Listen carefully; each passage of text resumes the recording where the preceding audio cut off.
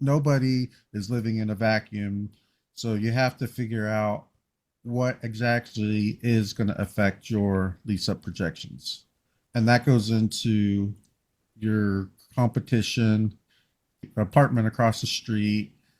Let's see, concessions that either maybe you have to give just to compete with somebody across the street or whatever. Concessions are huge. People love concessions. Residents love concessions, but they're money out of your pocket and they affect how long a lease up period will be. So, welcome to the Ironclad Underwriting Podcast, where precision meets performance in commercial real estate. I'm your host, Jason Williams, and every week we deep dive into the strategies and systems and stories behind rock solid underwriting.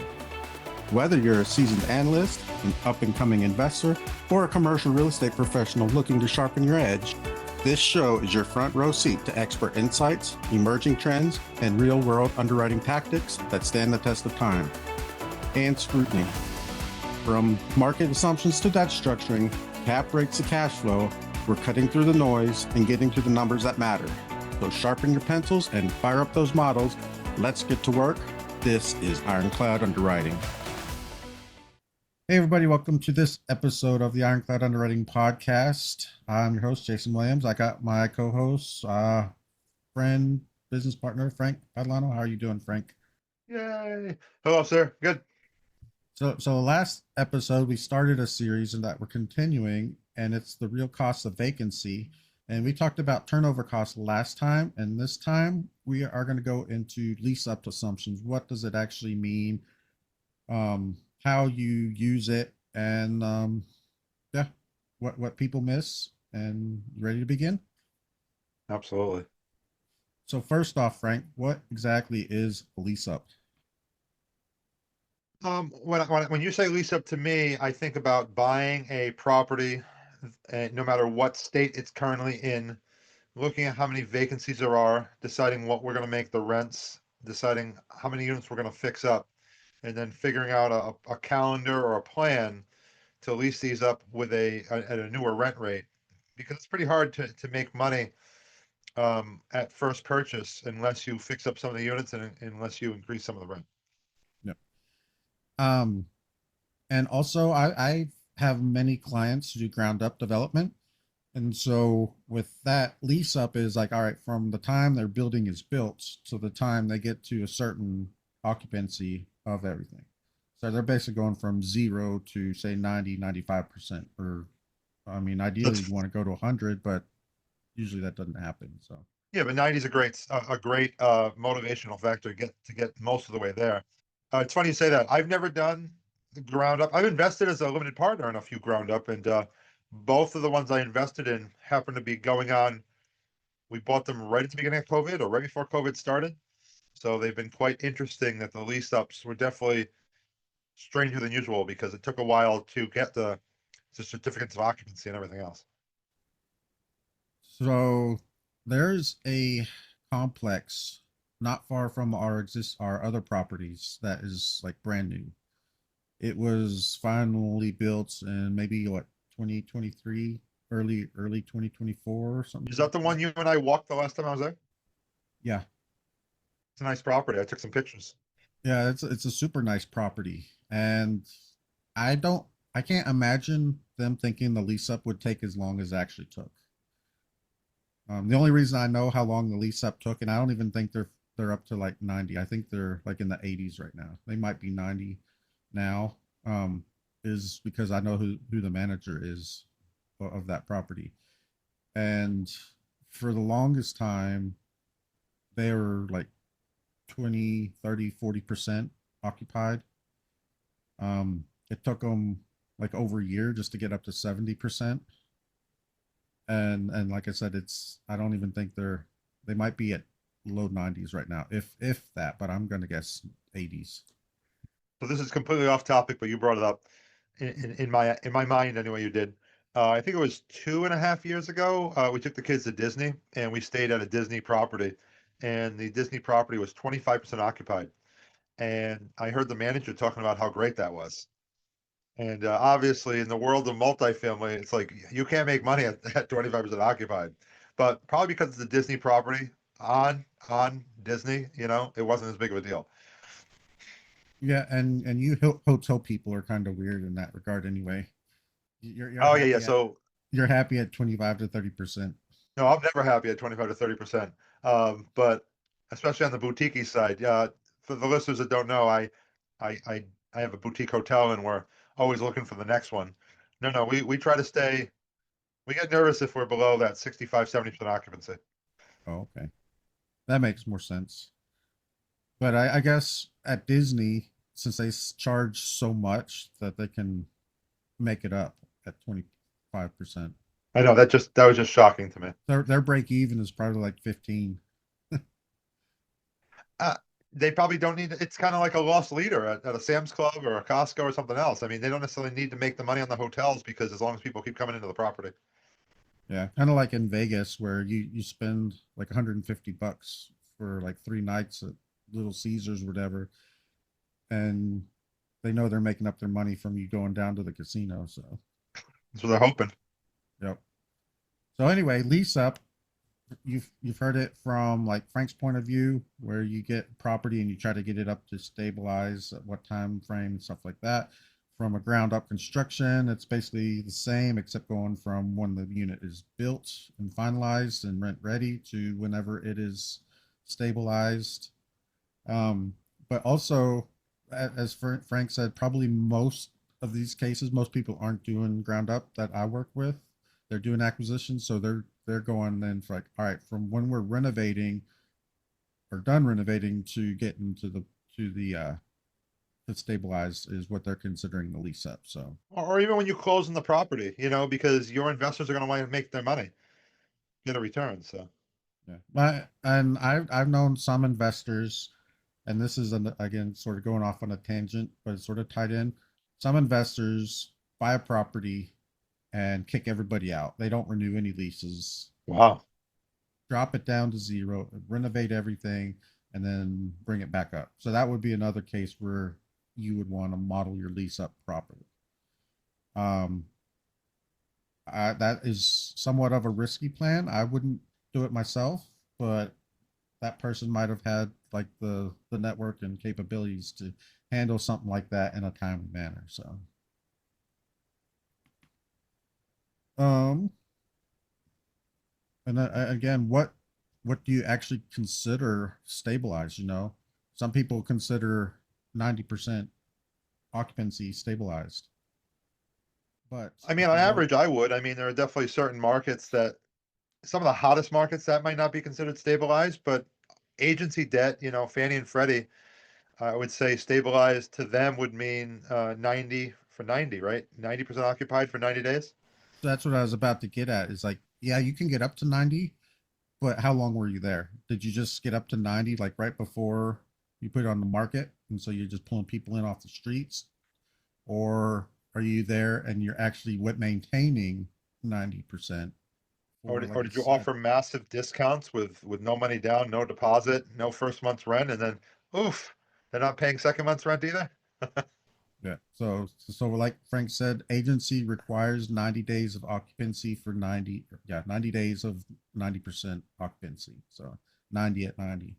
Well, plus we've Um, also spoken about the difference between physical occupancy and economic occupancy as well. But yeah.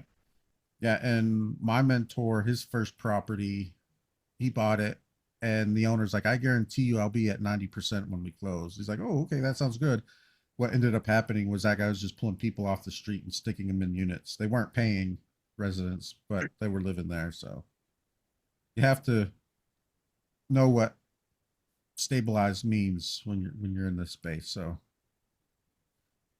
um another thing that comes up, and you'll hear this a lot, and there's some confusion, or maybe it's not confusion, but maybe just obscure definition about what absorption is. Now, typically, when I think of absorption, I think of it as like a market wide type thing, but sometimes people talk about it on a per property thing.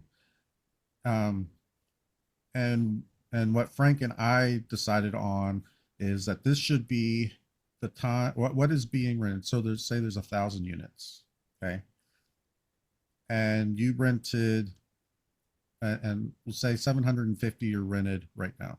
So that would be 75%, right? But what is that? But what if you have 75 rented right now, you have, or 750 rented right now, and you have 100 leave? So does that mean you're sitting at 65%? And then over what period of time? It's like, well, maybe that happened in a month or whatever. So then that would be all right. Well, your absorption rate would be 65% per month. Um, what exactly does that mean, and how can you use that? Well, it just gives you another identifier of how the market is doing, I think. Um, do I actually plug that into my underwriting? I personally don't. Um, Maybe someday I will. I don't. I currently don't do it. I don't do it for a single property either. Um, I don't know if it even makes sense to, but really it's just like a key indicator of the status, or how the market is, or how your property is. So if you do it for your property, so you have 10 units available in July, and you rented 7 of them and 2 people moved out. So you're sitting at what, 50% absorbency? So, Oh, sounds painful. yeah. Ideally you want people moving in, and so what if you're sitting at 100% occupied, or no, you're sitting at 95% occupied. You have a 100-unit property, you have 5 units available, nobody's moving in, nobody's leaving. Your You're staying the absorbency same. You're holding your own. is 0. So yeah. But I would say you don't want to be negative on the absorption rate. If you're gaining 2 tenants every month and losing 1 tenant every month, say you're below 90%, it's nice to have a positive one a month on growth. As long as you're above 90%. Now, if you're at, like you said, if you're at 20% and you're only doing one a month, it's going to take you a long time to get there. Yeah. You're doing something wrong. So yeah, that's how you think about absorption rate or absorption pace or whatever. But it's like I don't really use that in my actual underwriting. I mean, I might think about it. It's like, all right, well, maybe instead of 4 months to get leased up, we might be 6 months or something. But if you have a negative absorption rate, I guess maybe it should be, it's like, well, you're never going to get there, and so your lease up period is going to be your hold period, because you're never going to get to that point. Well, I mean, let's talk about reasons why people are wrong when they're leasing up. Yeah. Um, I think the first thing is, well, this is a saying that I love.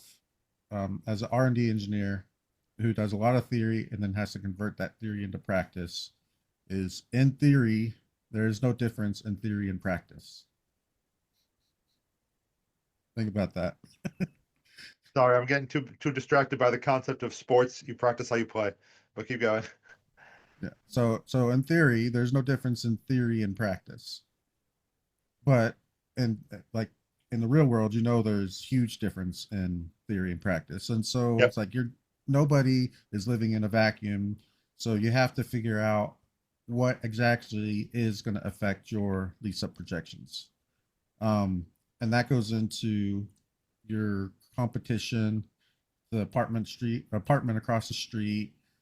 Um, let's see, concessions that either maybe you have to give just to compete with somebody across the street or whatever. Concessions are huge. People love concessions. Residents love concessions, but they're money out of your pocket, and they affect how much.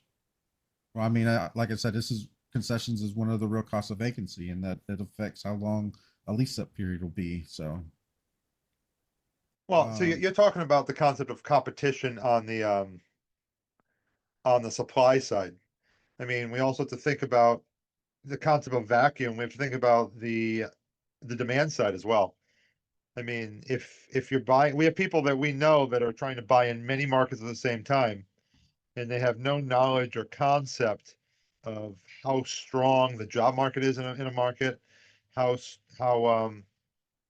the population, is it growing, is it shrinking in a market? Those kind of things would definitely affect your lease up projections. yeah, um, yeah. I mean, if you have like brand new industry move into a small town, say they're moving from California to get away from taxes, they move into a small town in Texas because it's like perfect for them. It's like maybe right off I-35, but they don't need to be in like a big Dallas, Austin area. And that small town, maybe they don't have that many apartment buildings, or definitely they're not building more. You got a huge influx of people coming to work. They need a place to live. So I mean, your lease up could actually be pretty short in that regard. So Yeah. um When we walked the properties in Oklahoma City, um, shoot, what was that, 6 months ago now? I remember us seeing all those Class A properties that were offering amazing rent specials for the lease up. It's like, wow, these prices are awesome. And the problem for us is that we were looking at a Class C build 10 to 15 minutes down the street. And it's like, how the heck are we going to rent these things, much less increase rents yeah. for the versus the competition when there's no amenities versus the Class A that has the pool, the gym, and everything else, the trash pickup at your door, concierge trash, and everything else. Yeah. Another thing that I typically don't see in underwriting is when you say lease up is going to be maybe like 12 months, okay? And so you're kind of averaging everything along that whole period. If do you actually go into the leases to see when they are expiring so that you can do the renovations and get new people in, or you just sort of waving your hand saying, well, I think it might be 12 months or it might be 6 months or whatever. But then what happens is if you have a good property manager, you don't have any leases expiring in the off season, or if you want minimal leases, right? You don't in Texas, you don't want a lease expiring between basically November and March because you'll never be able to fill it. I don't think that's a Texas issue. Okay. Uh, so regardless, you don't want somebody a lease expiring between November and March. So No, actually I what agree with you our 100%. I was just playing with you the fact that, I mean, I feel the same way. So I'm up in New England, of course, and you got the doldrums of the holidays and the winter months, especially if you have a property that's more family oriented. Families aren't going to move Thanksgiving. They're not going to move Christmas unless they had to. But on average, they're not going to move during the middle of the school year if they have to, even. So I agree with you that when you're thinking about lease ups, you really got to think of that seasonality. When is peak time for people to be moving? yeah. Yeah, I was going to say, it even gets to a point where our management will sign like a 13, 14, 15-month lease just to get out of those doldrums. Yeah, we just did that on a different property, not even related to the stuff that you have. And one of the partners was giving us a hard time. It's like it's a great idea. She, I don't think she fully understood or appreciated that the worst time to rent a unit is the first week of January in a small town. Yeah. Yeah. I mean, it makes it easy calendar wise, but there's people who were ready to move in are few and far between. So That's the biggest problem with when you have a bunch of vacancies is the concept that there are great tenants out there, but the timing has to be so perfect that they are looking for a unit the same time that you literally have a unit available. yeah, Especially in the hotter markets, it doesn't happen. It's tough to really time that. yeah. Um, Another one is your concession burn. It's like, all right, you have all these concessions you're given, maybe a free month rent or something like that, and then all these people are getting this so that they get that cool free month of rent, and then what happens? It's like some people need that free month of rent just to be able to make the rent. And so then it's like, all right, well, I got my free month and now I'm out of here. I'm moving on to the next property that's going to give me a free month of rent or something like that. So I mean that's going to affect your vacancy, your lease up period as well. So but concessions in general, if you have concessions, you have maybe 50 units you're trying to fill and you're giving everybody free month rent, and let's say it's on average $1,000 a rent, you basically just gave away $50,000 of your Fifty NOI thousand too. dollars. Oof, that sounds So painful. yeah, it is painful. It can be. And do you account for that in your calculations?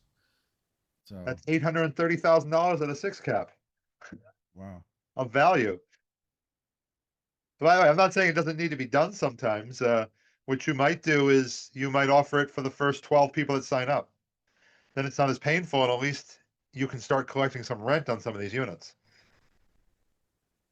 And you don't tell them if they're the first 12 until after they've already signed a lease and No, stop it, stop it. well, I mean, if you, the problem I see with the first 12 is people are coming in for that first month rent.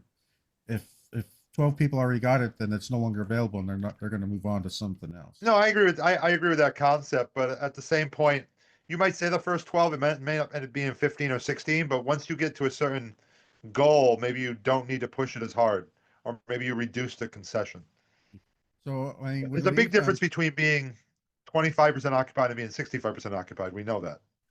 yeah, and when we've done concessions, we don't even tell people, hey, we're turning it on and turning it off. We just turn it off without anybody knowing. So if they come to us and say, well, what about the free rent? Then we know that they basically get the concession. If they come to us without mentioning it, then they know that they didn't get it. So, There you go. let's see. Um, leasing up is also dependent on people who can actually sign up for the leases. You have a leasing manager. Do you have someone in the office who can actually sign it, or do you have someone who says they're in the office but are never there? That could be a big issue. We faced that one where we had a manager who we thought was on in the office every day, and it turned out that they weren't there 70% of the time. So you need somebody in the office to be able to sign up the leases. So, Jason, don't pick on them. They were in the office every day, but you didn't ask for how long they had to be in the office every day or they weren't in the office when people were coming up when we to. needed them. Um, so going with that, obviously the concept of marketing channels has changed over time. I mean, I've been renting units for 20 years now, and obviously some of the social media that we have today is not what was there before. If you remember years ago, Craigslist was like one of the hottest places to get tenants. Now, I like Facebook Marketplace, and I have other people that poo-poo it, but I feel that we get some good leads through Facebook Marketplace, and it's relatively free. So I'm sure there's plenty of other channels, but it's just one way to get a few extra leads. So I don't. I'm sure you remember, Frank. I don't know if all of our listeners do, but I remember going to the grocery store and picking up one of those little packets that says apartments on it, Yeah, or rent a and classifieds. you get like new ones every week, and then you can look at it and you can scroll through like your little newspaper paper type, black and white. Scroll through. I was like, oh, that looks like a good apartment. Going through that Oh, way you're talking about with versus. pictures and everything. I was thinking way back when, before our time even, there was a great book about how I turned like $100,000 into a million, or $10,000 into a million. William Nickerson or something, and he talked about getting the big book of classifieds uh, and looking through for rents. Oh, No no, pictures.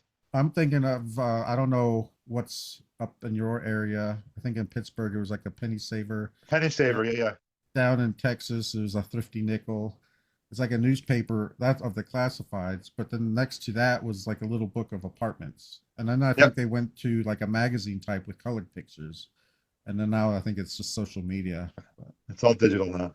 social media is the way to go. I think we get most of our leads through I think Facebook, don't we? Probably. Um, no, probably not, because I mean we got a few only because I post, but besides that, I mean I'm sure that the property management companies on a lot of things like apartments.com and other places. So yeah, Well, I know I don't think we are on apartments.com because apartments.com is somewhat expensive. that's true. But there are different. There's still other services out there, is what I was trying Yeah. to say. But I'm pretty sure our properties in North Texas, the best method is through Facebook Yep. Marketplace. Um, let's see anything else. Well, I mean, I guess part of it is the responsiveness. How long do things take? Because if I've had people reach out and say, "Hey, we called your on-site and we haven't heard from her. We're interested in the property." And they've like contacted me like 2 or 3 times within a 2 month period. It's like they are really interested. It's like, is there something red flag about them that they're still after 2 months they're still looking, or maybe they just haven't found the right property? But just the whole concept that why is our property manager not even responding? You know, Yeah, so that's a that goes problem. back to what I was saying is you have to have a good team for signing up the leases. As if Yeah.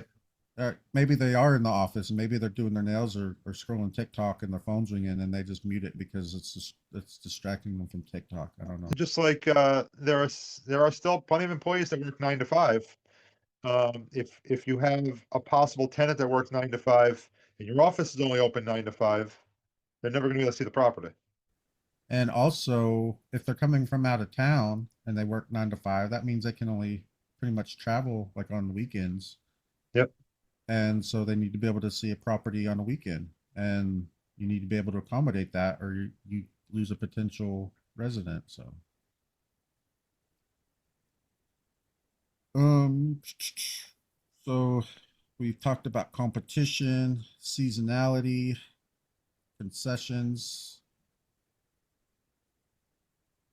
and one thing that I do in my underwriting is I stress test how long it takes to lease up. And so I can test like, well, what if the lease up is 4 months or 6 months or 12 months or 18 months? And so at least it gives you an idea of the numbers that you would get if you reach those um, different lease up periods. Maybe we should talk about when you're leasing up, how strong your occupancy actually is. Like the concept of it being stabilized or not. Well, we sort of talked about what it takes to be stabilized, where if you want agency debt, you have to maintain Yep, 90 90% for 90. for 90. And we talked about how my mentor had 100% occupancy, but none of the people were paying rent. So you do want strong economic occupancy. You want people paying. You want people in those units who actually are paying, and that's what you need. What do you think of month to month versus long-term leases? Um, it depends on I, how you I handle month to month. I've heard of some banks give a hard time that if you have a high percentage of units not on long-term leases. The lenders definitely prefer long term leases versus month to month. Um, personally, I if month to month is handled properly, I don't mind it. But if you're just charging them like 25, 50, $100 more, I've seen people charge like, well, they charge $25 or more for month to month. That is no incentive for that person to sign a long term lease. I've seen people charge zero more. That is definitely zero incentive. What I personally like and what I've seen and what I experienced in college was if I was month to month, I'm paying 50% on top of my rent because they don't want the month to month. They want you to sign a lease. Oh, 50% sounds crazy to me. That's interesting. Yeah, but I'm not saying 50%. it's wrong. I'm just going through with you, just So, discussing. well, granted, I was in college 20 years ago. And so rent was like 500, 600. So rent, 50% of that was what, 250 to 300 more, which would now probably be 25% more. But you need to charge a percentage more, I think, instead of just a flat fee. That way it scales whenever you change your rents. Um, Also, with month to month, you can change the rent every month because there's no lease agreement.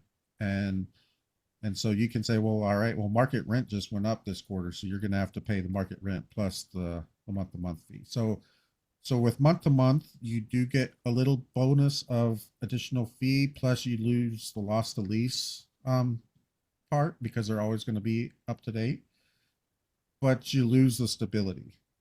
I know people who've been month to month for 18 plus months because they just rather pay it just because they want the flexibility to move without having to get out. Yep.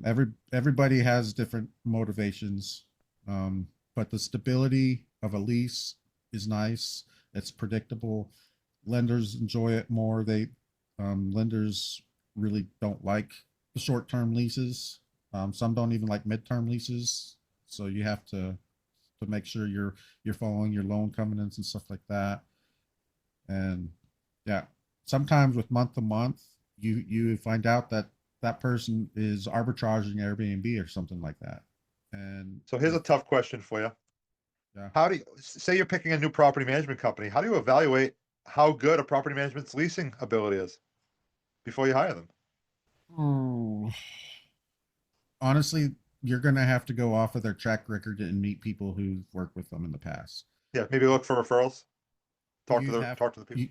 you don't ask the management company for referrals. You're gonna have to find them on your own because they're only gonna give you the best of both. Absolutely. Um, if you just talk to them and interview them, they're gonna say all the right things. You just say, "All right, that sounds good," but when it comes down to it, do they actually carry it out or what? I've had a manager who told me, "Yeah, we do background checks, criminal history, rental history, credit score, and all that," and it turns out the first resident we got, they didn't even do anything. They got the first person who walked in the door and said, "I got this property," and signed the lease without doing any checks. I mean, I thought she was recommended to me. When I talked to her, she told me everything she did, and she didn't do any of it. So I mean, you just have to either figure it out for yourself the hard way or find people who've used them. So, what do I'm you just laughing recommend? at the concept. I've said it before on many podcasts. All property managers suck. They just suck differently. So, yeah. So how do you decide if a manager is good or not before you hire them? Oh no, that's a great question, and you already gave the same answer. I try to work only with people that have been referred to me. So usually I've done pretty well with that. Like for example, the mutual person that you and I know that I have as a property manager, he was never referred. I took him, and he's gotten worse over time anyway. But he was never referred, and that's one of the reasons why I feel like I have problems. But other people are usually referred, and usually, if you have someone that you like, you're going to tell other people about it. Yeah. I think we could probably do an entire podcast on property management. I think we should bring in a property manager to talk about it. I think we will bring in a property manager to talk about it. So, There you go. um, so how do we going back to leasing up? How do we either model it or project it? Does your model handle like seasonality? So, and what I mean by that is I've seen a lot of models that just do annual basis, annual numbers.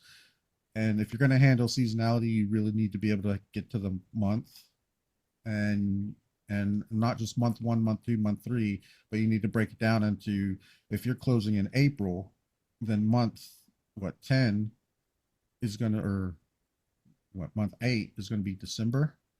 So you need to say, all right, well, month 6 to month 10 is going to be the seasonal period where we're not going to be leasing up month, and you need to be able to handle that. And can your model handle that? Most models I've seen, if they do go into the month, just so month one, month two, month three, and they don't actually go into like the annual calendar. So Some of that has to do what do you with think? how heavy the turn is as well. You got to factor that in when you're doing this because especially with the seasonality and the buffer and everything else, the concept that if you have a lighter turn, yeah, maybe if you're buying in April, you're fine. But like you're saying, if you have a heavier turn, you're going to be stuck in those winter months with problems. Yeah, I know. It's like what if you have a heavy turn in December and you're in Wyoming or something, and a blizzard shut down all the roads, Yeah, so Home Depot doesn't have any supplies you're because not they getting anything done. so and Texas, I mean, it's January right now and it's 80 degrees here in Texas. Now this is not the norm, but I mean, a few years ago we had like the entire state frozen over. So Yeah, yeah. I mean, Maybe that's why it, insurance rates have gone down. I think it is. So um, so yeah, this is what you need to do, and then you need to consider your concessions during that time. Can you do your concessions on a month to month basis also, or is it going to be an annual type thing? So and also do you stress test? Stress testing is again important. So any other things you have No, I think on we're good. leasing up? All right, I think this was a pretty good episode on leasing up, and We'll start on the next episode of The Real Cost of Vacancy next week, and we'll catch you next time. Bye. And that's a wrap for this episode of the Ironclad Underwriting Podcast. If you got value from today's conversation, make sure to subscribe, rate, and share the show. And don't forget to connect with us on LinkedIn, YouTube, Facebook, Instagram, or check us out at our website at ironcladunderwriting.com for more insights and updates. If you have a question, a deal you're analyzing, or a topic you want us to tackle, shoot us a message. We'd love to hear from you. Until next time, keep your assumptions grounded, your models sharp, and your underwriting ironclad.